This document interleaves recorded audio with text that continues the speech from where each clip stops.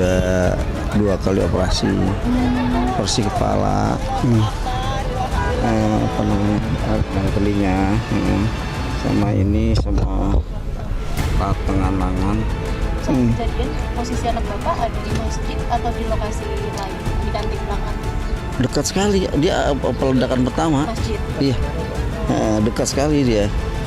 Karena seluruh kirinya kebetulan dia bilang, menurut informasi dia ya, menurut informasi anak itu katanya dekat dengan peledakan. Itu kan pada masih khotbah kan, masih khotbah. Itu masih doa, pas mau selesai doa, masih di akhir-akhir itu ada meledak, Pak.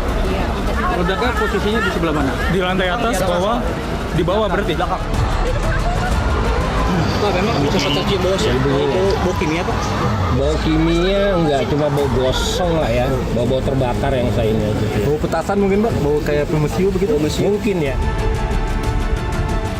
Masih diselidiki, jangan dikatakan ini jumping conclusion bahwa ini aksi teroris, belum. Kita belum sampai ke sana ya. Jadi biarkan aparat bekerja dulu ya. Pada gilirannya temuannya tentunya akan disampaikan kepada rekan-rekan media sekalian.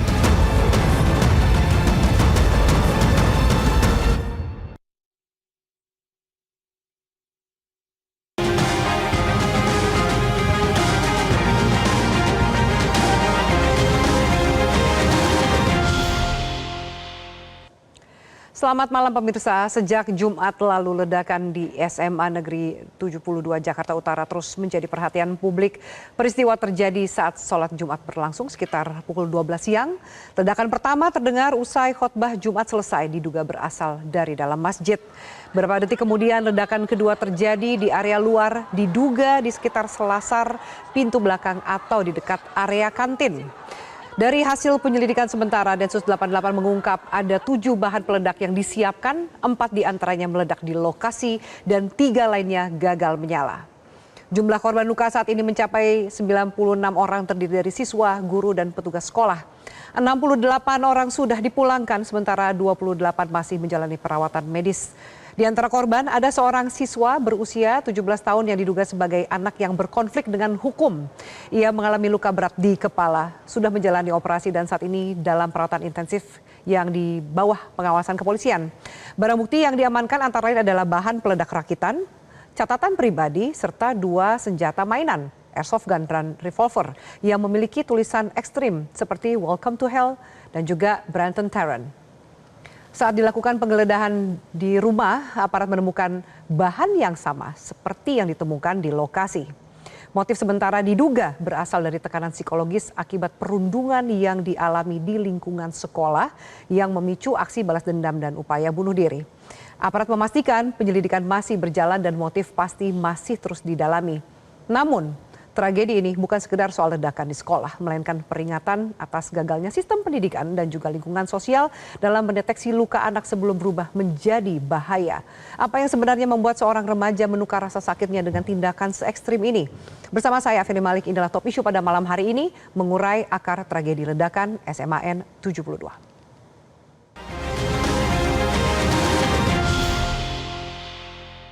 Dan pemirsa, sudah kami hadirkan narasumber di studio Metro TV. Kami hadirkan kriminolog dari Universitas Indonesia, Prof. Adrianus Meliala. Prof. Adrianus, selamat malam. Selamat malam, terima kasih diundang, Mbak. Terima kasih sudah hadir, Prof. Lalu kami dihadirkan juga psikolog anak, remaja, dan keluarga, Mbak Sani Budiantini. Mbak Sani, selamat malam. Selamat malam. Terima kasih sudah hadir. Dan kami juga hadirkan Kabar Reskrim periode 2009-2011, Pak Ito Sumardi. Pak Ito, selamat malam. Ya, selamat malam, Mbak Fi. Terima kasih sudah hadir, Pak Ito. Dan juga pemirsa bergabung melalui sambungan Zoom, ada kami hadirkan Wakil Menteri Pendidikan Dasar dan Menengah, Prof. Atip Latiful Hayat. Prof. Atip, selamat malam. Selamat malam, Mbak Afi, Pak Ito, Pak Dianus, Mbak Sani. Selamat malam. Baik, Prof, saya akan ke Anda terlebih dahulu sebagai Wakil Menteri. Anda sempat menjenguk para korban di rumah sakit. Apa pesan yang paling kuat yang Anda dengar, baik dari korban, guru, mungkin juga para orang tua murid yang berada di rumah sakit pada saat Anda mengunjungi mereka? Baik, terima kasih Mbak Afi. Pertama-tama tentunya saya ingin menyampaikan keprihatinan dan juga empati yang luar biasa kepada para korbannya. Dan betul pada malam hari itu saya datang ke rumah sakit Cempaka Putih ya. Ketika itu di rumah sakit ada sekitar 36 korban ya. Begitu juga saya bertemu dengan para orang tua yang mendampingi pada saat itu.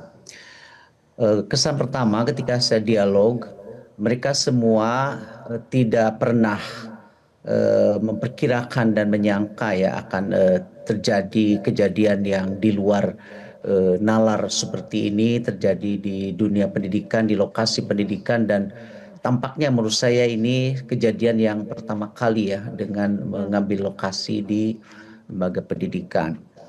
Nah, terkait dengan para korban yang semuanya itu mayoritas ya mengalami gangguan pendengaran. Bahkan secara lebih detail itu sebagian besar di telinga kanan ya, ada sebagian yang telinga kiri, dan bahkan ada yang beberapa gangguan pada kedua sisi kanan dan kiri dari telinga tersebut. Nah, ini menunjukkan ledakan yang cukup kuat ya dari kejadian tersebut gitu. Nah, tidak banyak yang disampaikan oleh para siswa yang menjadi korban karena mungkin mereka juga shock dengan kejadian seperti ini, kenapa bisa terjadi.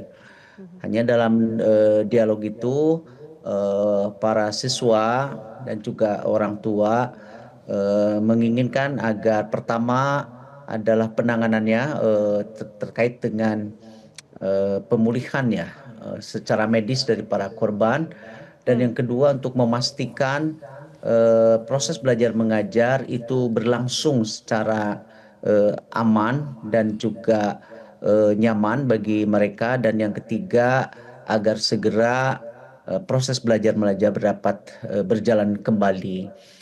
Dan dalam hal ini Dinas Pendidikan Provinsi DKI sudah secara cepat ya memitigasi, yaitu akan untuk tahap pertama melakukan proses belajar mengajar secara daring.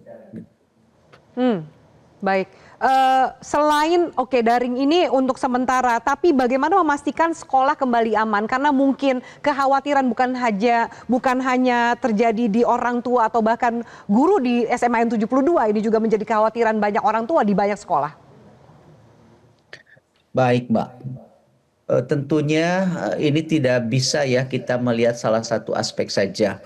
Ya, termasuk dugaan sementara kan karena korban dari pembulian umpamanya, tapi untuk hal tersebut kami menunggu hasil penyelidikan dari pihak yang berwenang. Hanya saya ingin kembali menegaskan bahwa dalam catur pusat pendidikan yang mengenai 4 pilar, di mana pendidikan itu berpusat di keluarga, sekolah, masyarakat, dan juga peran media. Nah, dalam hal ini bagaimana interaksi keempat pilar itu tampaknya masih belum maksimal ya. Dan tidak bisa umpamanya si pendidikan itu hanya bertumpu sepenuhnya kepada sekolah. Nah, sementara keluarga juga memiliki peran yang cukup besar, begitu juga masyarakat. Dan jangan lupa untuk yang terkait kejadian yang menurut saya itu luar biasa ini adalah peran dari keterbukaan dari informasi yang dapat diakses oleh siapa saja, terutama oleh para siswa yang justru memiliki kemampuan untuk mengakses secara lebih cepat.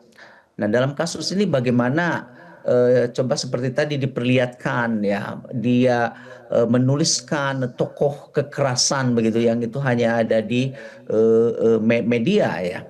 Nah, dalam hal ini kementerian sangat concern sekali bagaimana keempat pusat pendidikan itu atau keempat pilar dalam catur pendidikan itu untuk kembali dapat berinteraksi secara maksimal ya.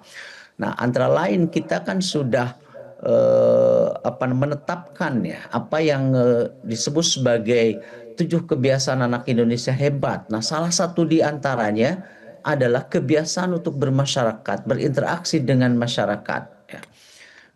Ini yang tampaknya harus dikuatkan kembali. Demikian. Baik, ketika Anda mengatakan bahwa tadi Pak Wayan sempat mengatakan ada tulisan, akses ke media, saya akan ke Pak Ito membahas sedikit, kita flashback ke peristiwa. Itu juga sempat beredar foto ada senjata yang disampaikan adalah senjata mainan, namun tertulis nama-nama pelaku teror di luar negeri. Pak Ito, bagaimana Anda membaca kasus ini? Tadi Pak Wayan mengatakan bahwa bully ini sejauh ini adalah informasi sementara. Kita masih menunggu proses penyidikan yang berlangsung. Bagaimana Pak Ito melihat kejadian ini? Ya, pertama mungkin dalam penanganan satu kasus ya, pengungkapan satu kasus, tentu Polri akan penyidik akan berangkat dari sebab dan akibat.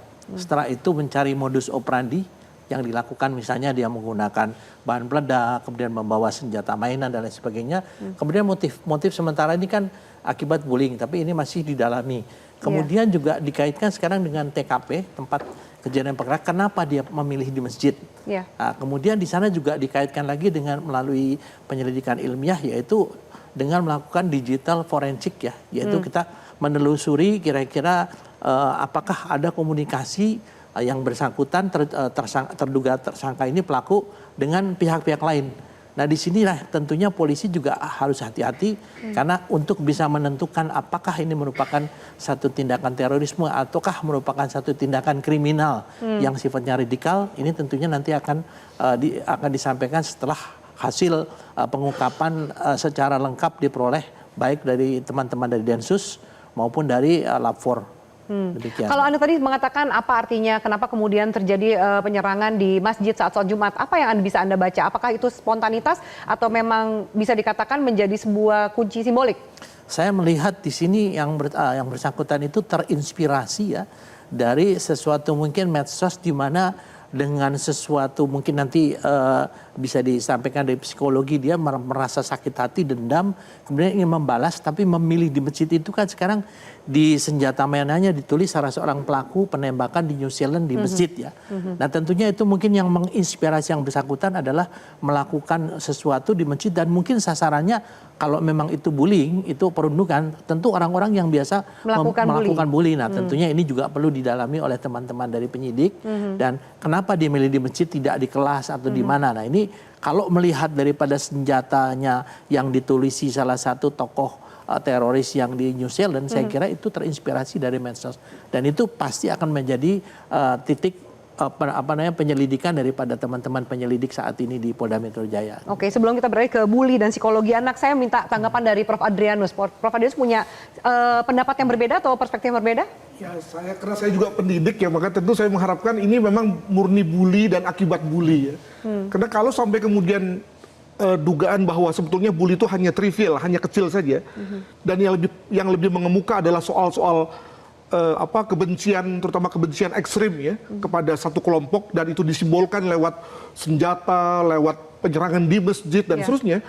Ini lalu akan pindah ranahnya ke ranah BNPT dan Densus ini, dan Pak Wamen akan kesulitan untuk bicara dalam hal ini.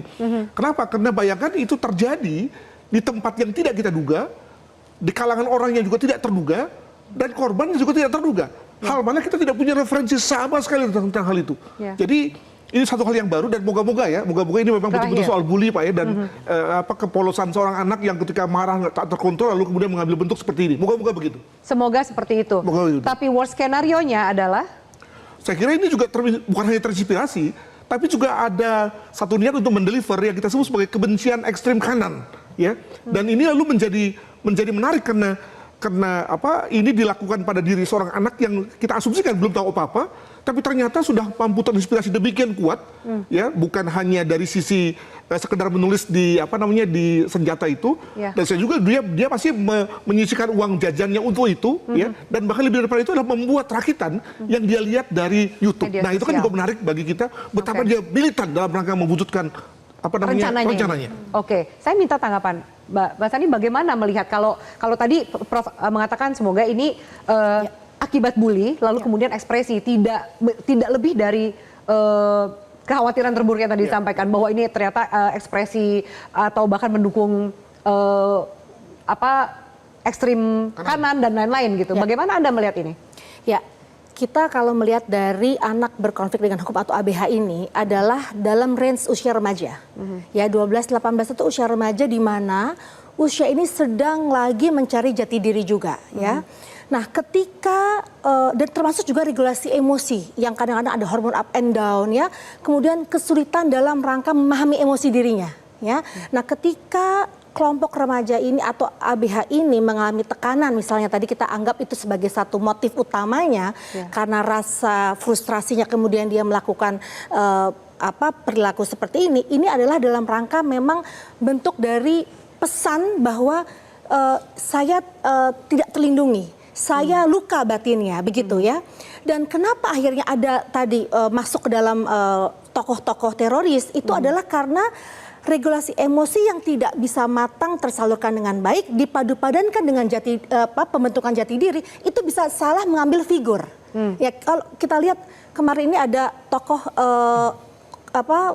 bintang film Korea bunuh diri, banyak yang ikut karena merasa itu adalah tokohnya dan dia terinspirasi dari situ misalnya. Itu seperti itu.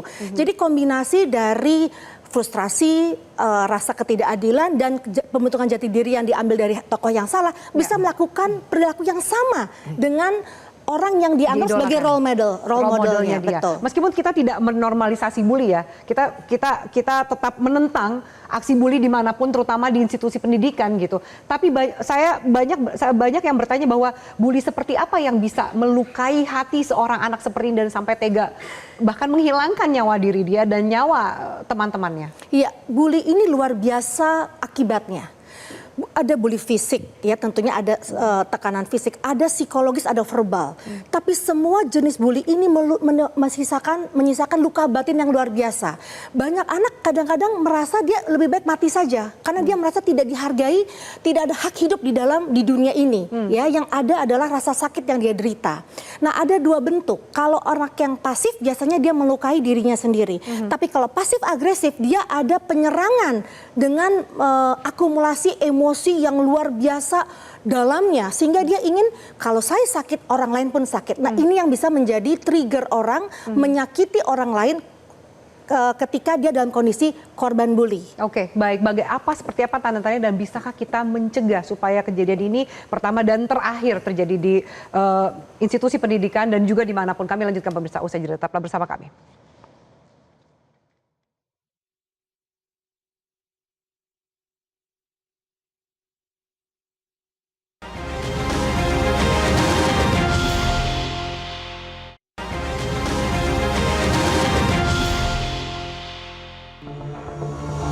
Kalau di lingkungan sekolah, bagaimana juga para guru dan tenaga pendidik harus lebih aware atau perhatian manakala ada sesuatu yang dirasa mencurigakan, termasuk beliau tadi menyampaikan bahwa kita masih juga harus berpikir untuk membatasi dan mencoba bagaimana mencari jalan keluar terhadap pengaruh-pengaruh dari game-game online, karena tidak menutup kemungkinan game-game online ini ada beberapa yang di situ ada hal yang kurang baik yang mungkin itu bisa mempengaruhi generasi kita ke depan.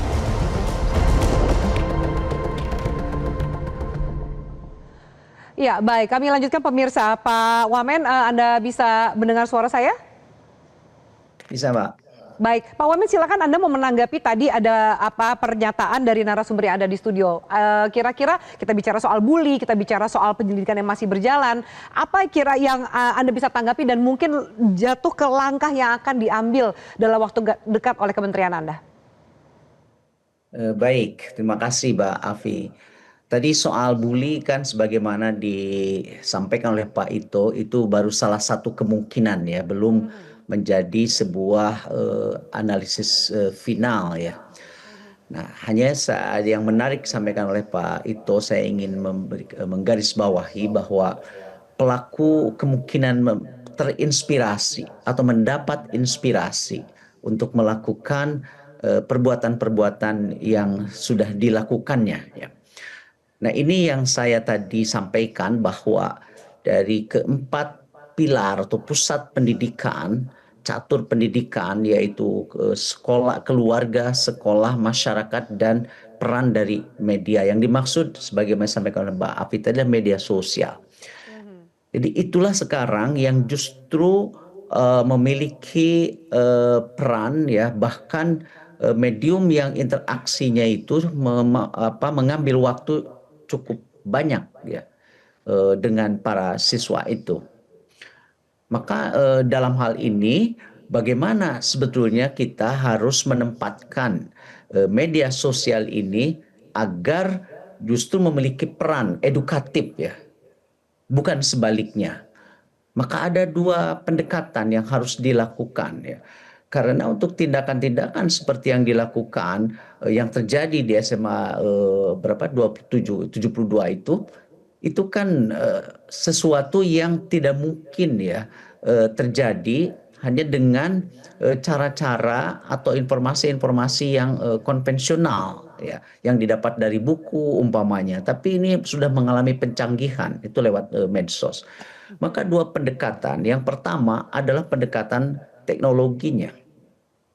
Jadi bagaimana untuk memitigasinya, harus ada teknologi yang menetralisir, ya, katakanlah game-game yang membahayakan, ya, seperti sebelumnya kan ramai yang Roblox itu. Nah, yang kedua pendekatan regulasi. Ini harus berjalan seiring pendekatan teknologi dan regulasi. Jadi teknologi yang memang sudah tidak mungkin lagi diatur dan bahkan sudah jelas-jelas bahayanya, itu harus dilarang.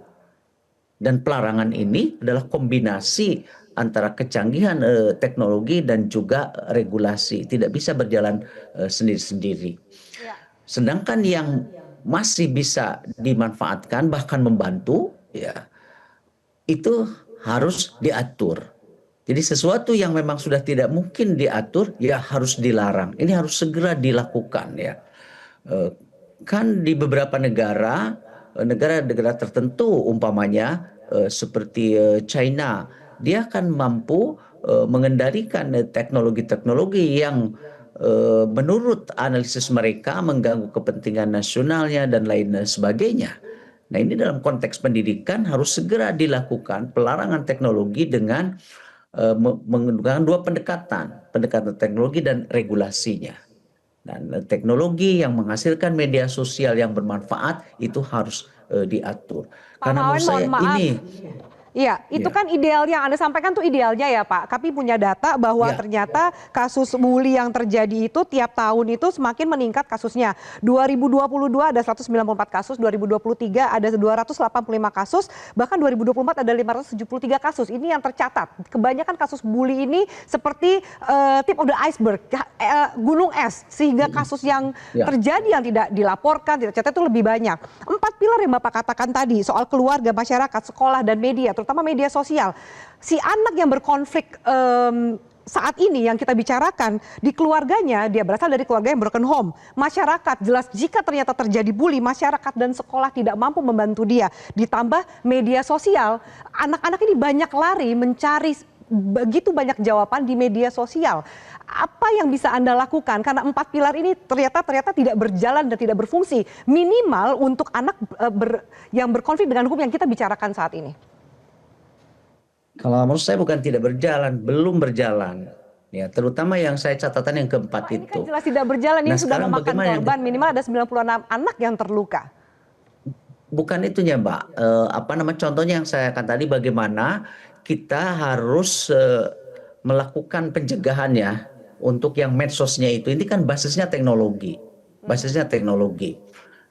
Sementara pendekatan-pendekatan non teknologi itu sudah dilakukan. Umpamanya bagaimana kita akan berinteraksi sekolah, keluarga, dan masyarakat lewat 7 kebiasaan anak Indonesia. Ya. Dari mulai dia terus tidur cepat, kebiasaan beribadah, kebiasaan belajar, bermasyarakat. Itu kan yang dilakukan dan sekarang gencar kita kampanyekan untuk itu.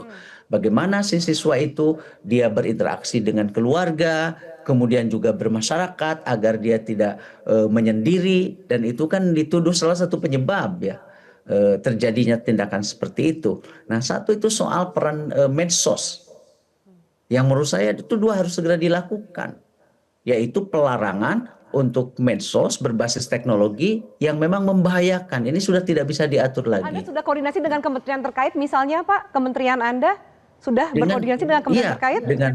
Betul, dengan Komdigi kita kan ada namanya Permentunas ya, itu sudah hasil sinergi lintas kementerian, dan juga Komdigi juga sudah mengeluarkan peraturan tentang batasan-batasan ya, untuk termasuk akses ke medsos seperti itu. Oke, baik. Saya minta tanggapan dari Pak Adrianus, termasuk Anda juga pendidik gitu. Bagaimana, apakah kemudian disampaikan oleh Pak Wamen ini cukup untuk menjawab semua permasalahan dari bully, dari anak yang terpapar tayangan-tayangan ekstrim, bahkan pelaku kekerasan? Ya, mohon maaf kita berbeda ya Pak Wamen ya. Menurut saya ini menembak nyamuk dengan meriam ini, gitu ya. Jadi masalahnya ada pada orang yang amat spesifik permasalahannya, kemudian lalu dicari solusi yang begitu gebiah-uyah, ya. Sehingga kemudian lalu jangan-jangan bukan hanya si anak ini yang kemudian jadi semacam korban lagi, tapi juga begitu banyak anak yang lain, begitu ya. Jadi mari kita cari satu formula yang spesifik saja. Apa yang kita temui ini adalah betul tadi memakai pendekatan gunung es tadi ya, di mana kemudian jumlahnya amat sedikit, amat spesifik, dan amat berat dari sisi permasalahan. Nah, apakah benar kita memakai pendekatan kebijakan publik untuk satu kasus spesifik ini? Ya kan? Karena kebijakan publik itu harus berlaku umum, ya kan? Untuk universal untuk semua. Maka dengan kata lain kita cenderung mencari kebijakan publik yang moderat, yang di tengah-tengah. Sementara untuk yang kasus ekstrem ini, biarlah kemudian ditangani secara khusus. Kita sudah punya berbagai mekanisme untuk itu, sehingga kemudian sekali lagi tidak gebiah-uyah. Jadi saya mengerti psikologi orang ya. Kalau sudah begini semua ngomong tentang keluarga, tentang 4 pilar, tapi jangan ini hanya menimpa orang yang satu ini yang memang amat ekstrim ya, sehingga sekali lagi kita tidak bisa memakai pendekatan umum. Demikian. Pendekatan apa yang harusnya dilakukan? Ya, kalau tadi kita bicara mengenai apa yang dikatakan oleh Ibu psikolog misalnya, maka terhadap orang-orang anak-anak yang pasif agresif ini, maka kita perlu lakukan pendeteksian sejak awal.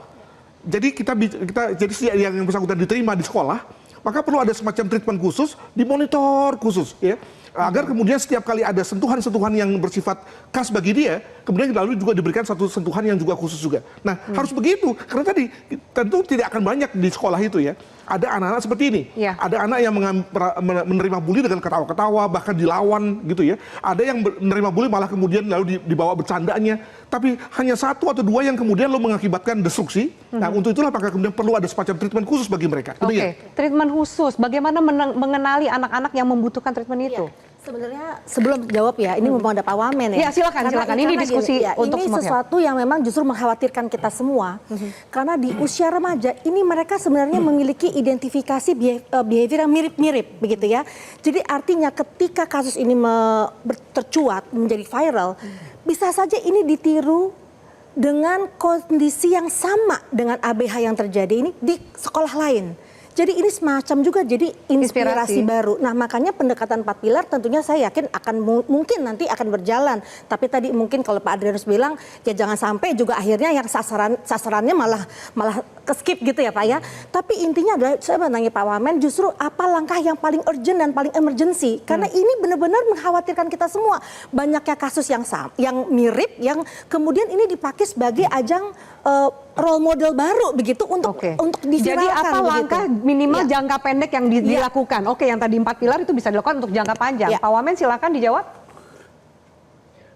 Untuk jangka pendek tentunya sebagaimana yang sudah kita lakukan adalah mengefektifkan ya peran dari guru BK, bimbingan dan konseling, di mana kementerian itu bukan saja memberikan peningkatan kompetensi untuk guru BK, akan tetapi juga guru non BK harus memiliki kemampuan konseling dalam hal ini.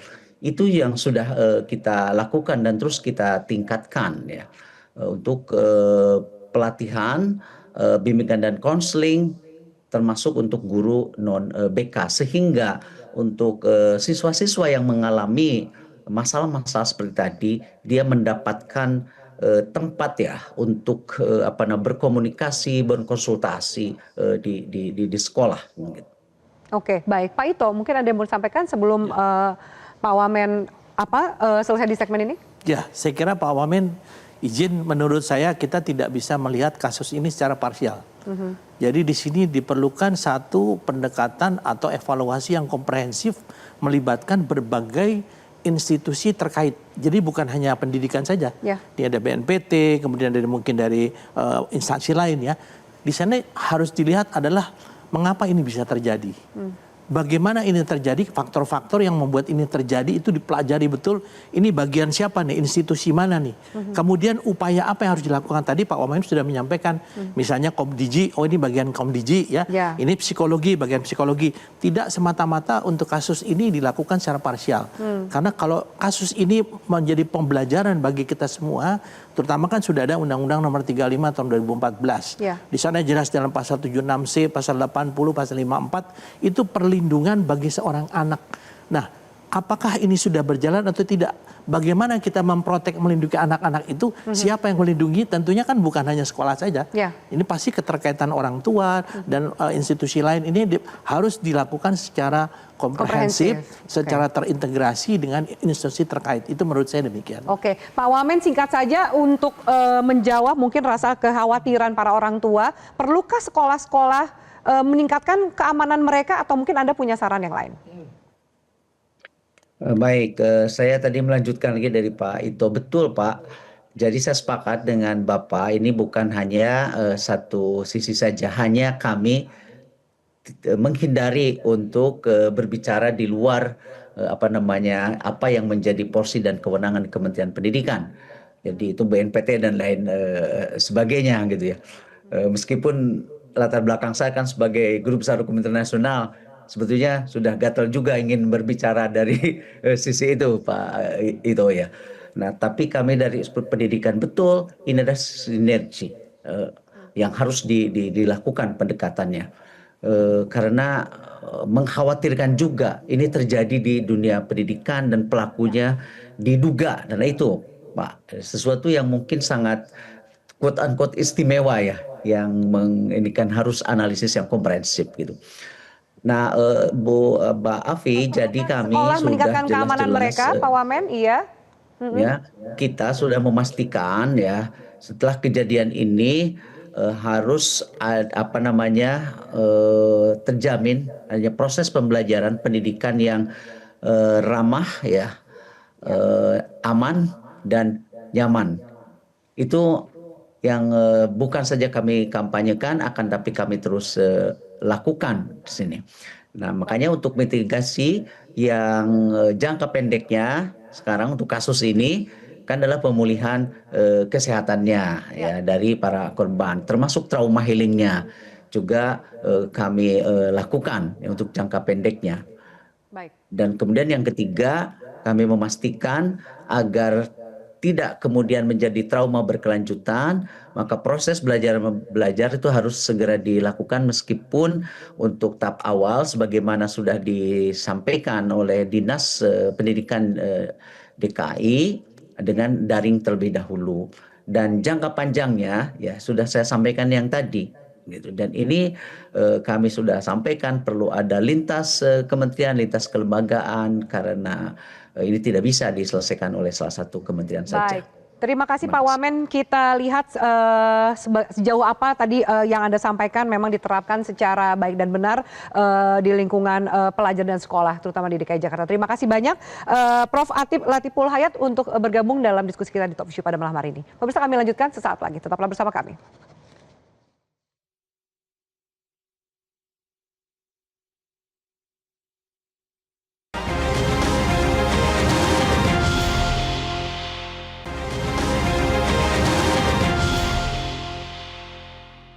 Gue belakang tadi bunyinya gede banget. Itu tuh. Gemeteran jangan gua. Itu kenapa itu? Kami sedang merancang sekarang peraturan Menteri Pendidikan Dasar Menengah tentang sekolah yang aman. Nah, termasuk sekolah aman adalah menciptakan suasana belajar di mana ya aman dari segala macam bentuk kekerasan, berbagai macam tindakan seperti yang sekarang terjadi. Kemudian yang kedua, kami mencoba untuk merubah paradigmanya ke arah paradigma yang lebih humanis, komprehensif, dan partisipatif. Iya, baik pemirsa, kami lanjutkan. Tadi Pak Wamen sudah menjelaskan ada beberapa langkah yang dilakukan, tapi besok minggu depan ini kan dalam jangka waktu yang amat pendek. Apa yang harus dilakukan oleh sekolah? Iya, tadi kan pertanyaan adalah bagaimana melengkapi orang yang pasif agresif. Sebenarnya banyak hal. Salah kan nggak bisa kebaca anak-anak pasif agresif ini. Sebenarnya fungsi BK kalau memang benar-benar optimal, dia bisa membaca perilaku calon korban kah, calon pelaku kah, apakah ini justru jadi badinya teman. Badi teman itu adalah yang melindungi temannya, itu bisa terbaca. Nah, ketika ada kasus seperti ini, kondisi orang yang pasif agresif ini bisa saja muncul nih sekarang ini, ke depan ini yang membahayakan menurut Anda saya. Anda takut ini menginspirasi anak-anak yang lain dengan kondisi emotional state yang sama? Betul, oleh karena itu sekarang sekolah harus terjun untuk meningkatkan keterampilan teknik yang namanya asertif. Asertif itu adalah bisa mengungkapkan keberatannya tanpa menyakiti orang lain, tapi dia memiliki melindungi hak-haknya dia sebagai manusia. Nah, ini yang kadang-kadang belum nyampe ke ranah sekolah. Hanya wacana, nggak boleh bully, tapi tidak dilengkapi dengan teknik asertif tadi. Jadi misalnya gini, anak dibully. Dia mengatakan, saya tidak suka dilakukan seperti itu. Dan kemudian ada alur bicara dengan BK atau guru yang bertanggung jawab di situ, tapi tolong jangan sampai mengabaikan atau menjudge justru laporan korban. Banyak juga yang terlaporkan, tapi dianggapnya itu gitu aja biasa. Itu bercanda gitu kan, kurang lebih kayak gitu. Betul, atau membenarkan. Iya, remaja itu biasa. Potensi menjadi bully yang lebih tinggi lagi.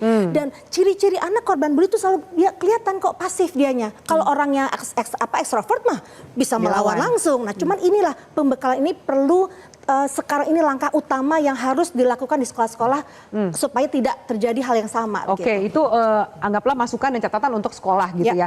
Saya ke Pak Adrianus. Pak Adrianus, yang sempat jadi perhatian publik adalah pistol atau senjata yang kemudian tertulis nama-nama pelaku teror. Bahkan ada juga tulisan welcome to hell, kemudian neonazi. Ini hanya di anak ini atau ada fenomena tertentu yang mungkin harus kita waspadai? Betul, makanya saya tidak terlalu sepakat dengan istilah inspirasi. Karena kalau inspirasi itu seperti ide saja kan, gitu ya. Tapi ini sudah inspirasi, okelah di awalnya begitu, tapi kemudian menginternalisasi dan terwujud dalam bentuk aksi. Jadi panjang ini ceritanya ini. Jadi bayangkan betapa si anak ini punya militansi luar biasa, mulai dari memahami apa itu 14 words yang juga tertulis di situ, lalu kemudian dia jadikan itu sebagai bagian dari dirinya, dan kemudian bayangkan dia pasti akan mungkin menyisihkan uang jajannya gitu ya, atau mungkin dari sumber-sumber lain untuk membeli hal-hal itu yang kemudian diwujudkan dalam bentuk pemboman tadi. Ya, jadi bayangkan ini bukan sekedar inspirasi. Permasalahannya begini, bagi anak-anak muda level SLTA, maka apa yang kemudian menjadi sumber inspirasi itu sebenarnya nggak populer. Ya, mereka punya sejumlah khasanah yang jauh lebih populer, di mana anak-anak SLTA itu lalu lebih amuse ya, lebih bahkan menjadi semacam model mereka. Sementara ini kan beda nih, gitu ya. Dan boleh dibilang ini lebih menjadi konsumsi orang tua, konsumsi usia-usia 30-40 yang sudah mengerti apa itu ekstrem kiri kanan. Nah, saya pilih ini. Nah, sementara dia mungkin belum tahu ekstrem kiri, dia sudah langsung amuse, fascinated dengan ekstrem kanan ini. Sehingga ini apa memang ini satu model saja atau sesuatu yang memang sudah hasil recollection ya, sudah hasil pemikiran yang mendalam. Kalau tadi dikatakan bahwa yang bersangkutan sudah pernah coret-coret gitu ya, ada kemungkinan Bu, sebetulnya teman-teman nggak ngerti nih apa coret-coretnya itu. Karena tadi ini bukan sesuatu yang umum. Populer di antara mereka gitu ya. Sehingga kalau kita misalnya melaporkan, mengadukan, jangankan anak-anak, mungkin guru BK-nya pun juga bingung tuh apa makna daripada coret-coretan tersebut. Hal mana perlu dijelaskan oleh sesama yang lebih tua.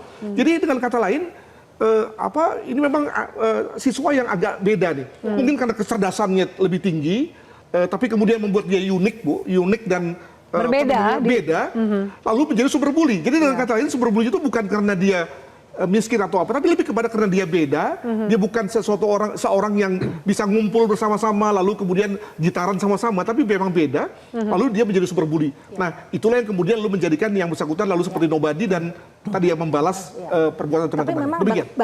saya tambahkan sedikit ya Bang Adrianus, untuk seorang anak kadang-kadang sebelum melakukan suatu perilaku, kadang-kadang suka ada simbol-simbol yang dia torehkan. Seperti orang yang sebelum bunuh diri, dia banyak gambar-gambar tentang gantung diri misalnya. Itu seringkali terjadi seperti itu Bang. Apa semua guru BK memahami? Nah, oleh karena itu makanya kondisi-kondisi dan jadi simbol sekarang itu? selain guru BK juga ada kita sistem buddy di sekolah. Buddy itu dianggap adalah anak yang mampu bisa memiliki kapasitas yang lebih mature, yang bisa dia menjadi tempat curhatan. Karena kalau anak dengan anak bisa lebih enak dibanding mungkin anak yang otoritasnya lebih tinggi begitu. Nah, buddy di sistem buddy di sekolah sekarang udah mulai dilancarkan dan wajib dilancarkan. Karena ini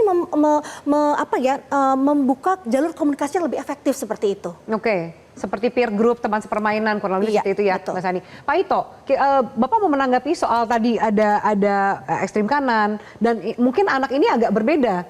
Anda melihat bahwa apakah ada pihak eksternal yang mencoba untuk memberikan asupan informasi ini atau mungkin dia memang bergerak sendiri, mencari tahu saja sendiri, mungkin tersasar ke tayangan-tayangan ekstrim seperti itu? Ya, dalam kriminologi Mbak itu dikenal ada namanya istilah faktor korelatif kriminogen. Faktor yang menyebabkan terjadinya satu kejahatan.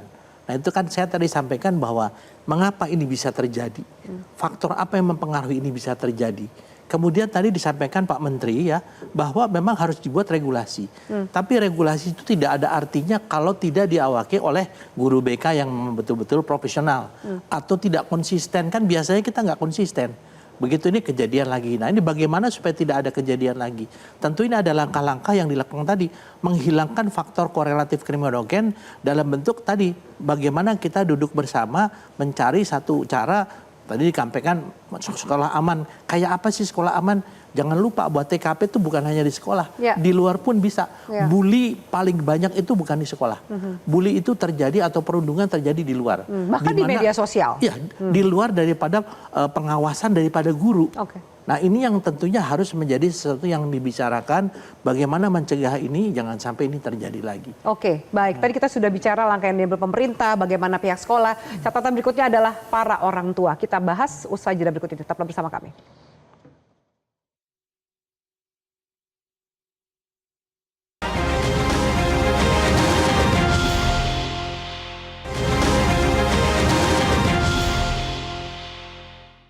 Oke, baik. Kami akan lanjutkan. Tadi sebelum jeda saya katakan tadi apa catatan juga untuk para orang tua. Ini juga tidak terlepas dari sejauh mana orang tua memberikan waktu dan atensi kepada anak-anak mereka, Mbak Sani. Sebenarnya di keluarga itu, keadaan keluarga pun juga bisa menjadikan anak itu membuat suatu keputusan perilaku tertentu.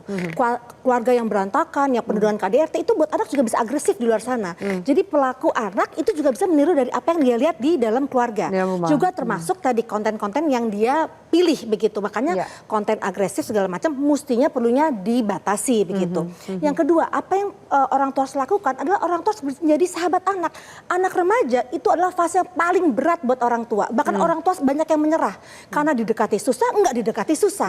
Jadi orang tua punya ide cara bagaimana mendekati dengan hobi kah, dengan topik-topik yang menarik kah, supaya terjadi suatu kedekatan emosional. Karena kalau tidak, kita tidak tahu apa yang terjadi pada anak kita. Yang ketiga adalah bagaimana anak belajar regulasi emosi. Di usia remaja ini lagi hormon tumbuh-tumbuh up and down segala macam, ingin diakui dan sebagainya. Nah, ketika anak tidak memahami emosi dia, tidak bisa merefleksikan emosinya dia melalui wadah hobi, wadah prestasi, maka dia akan cari cara untuk dengan cara cari cepat mendapatkan panggung, mendapatkan yang instan untuk mendapatkan suatu pengakuan. Yang ketiga adalah dukungan sosial, yaitu tadi teman yang baik, orang tua yang mendukung, sistem sekolah yang aman. Ini membuat anak menjadi aman ketika dia ada masalah, dia bisa mencurhatkan apa yang dirasa, yang dialami kepada orang-orang yang dia percaya tadi. Nah sekarang bahayanya Vi, saya khawatir anak-anak yang frustrasi, anak-anak yang tertekan, dia mencari wadah atau kelompok yang ekstrim. Tadi mungkin Bang Adrianus sudah bilang, nah kalau kelompok ekstrim ini itu bisa dicuci otak. Dan ini melakukan hal-hal yang di luar dugaan, karena dia merasa ini diakui. Makanya ini perlunya nanti penyelidikan yang kita tunggu-tunggu, jangan sampai ada wadah yang ternyata disusupi dari anak-anak yang frustrasi. Masuk ke anak-anak itu, oke Bang. Menyambung tadi soal cuci otak ya, maka ada kemungkinan begini Mbak, paling nggak si pelaku ini mengambil gayanya, mengambil serunya dengan dia menyebut tokoh-tokoh ini dan menyebut juga kelompok yang kalau kita dekati, dalami, ini ngeri nih, karena ini bicara soal cara berpikir kan, soal ideologi. Jadi dia hanya lihat pada gayanya. Sebagai contoh misalnya kemarin pada waktu 17 Agustus banyak orang mengibarkan bendera apa tuh, One Piece tuh. One Piece, itu gaya-gayanya atau orang ngerti filosofinya sih? Kelihatannya kita ini, Mbak, itu suka dengan gayanya tapi tidak ngerti filosofi. Sebagai contoh misalnya musik rap, itu kan sebetulnya musik yang bicara soal pergolakan kelas tuh ya. Tapi kita ngambil enaknya, ngambil serunya begitu ya. Nah, moga-moga begitu sehingga kemudian kita bisa menurunkan tensi ini gitu ya. Nah, memang dalam ini waktu yang menentukan ya untuk bicara mengenai apakah memang anak ini sebagai pelaku ini memang mengerti betul atau memang cuma gaya-gaya. Moga-moga gaya-gaya. Bang Adrianus, mungkin singkat saja, ketika kemudian sampai saat ini kan yang kita ketahui sementara adalah ada peran bully atau perundungan terjadi di sekolah atas perilaku atau kejadian si anak ini. Perlukah pihak kepolisian juga untuk Pak Ito ini mengejar siapa pelaku dari perundungan si anak ini untuk mengetahui lebih jauh atau ternyata proses hukumnya berjalan ke depan?